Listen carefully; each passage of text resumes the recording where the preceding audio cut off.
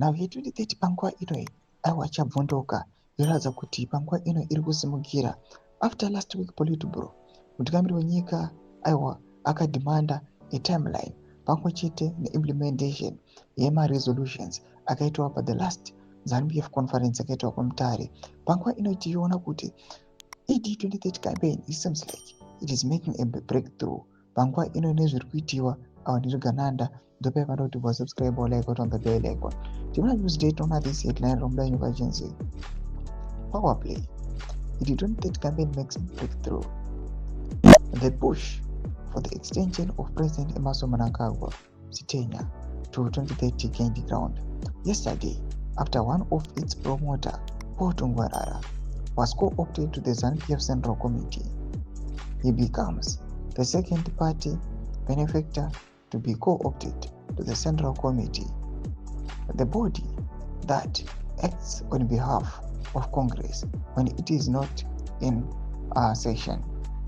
After businessman Budakwa Tagure, while Tagure is already a Central Committee member, Tungwarara's co-option requires approval of the Politburo. Ndo mashoko ari kuda panguva ino ari kunokwa kunzi aiwa zvigananda hazvisi kumira kuda kwaita Tagure ndiye akatanga ende panguva ino Tungwarara otevera.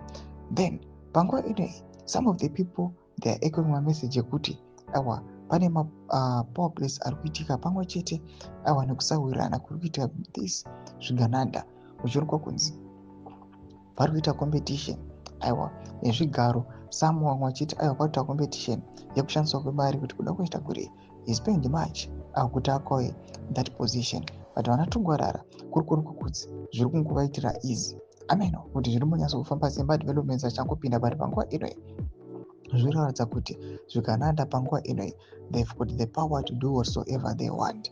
And panguva ino Tungwarara achipinda panguva ino achielevatewa muthe Central Committee zvinoratidza kuti zvigananda anytime and at any place they can implement their resolutions and vakatoma achieve. Pinda comment section medu zvafunguro aimba kuti pamusoro pechitiko ichi.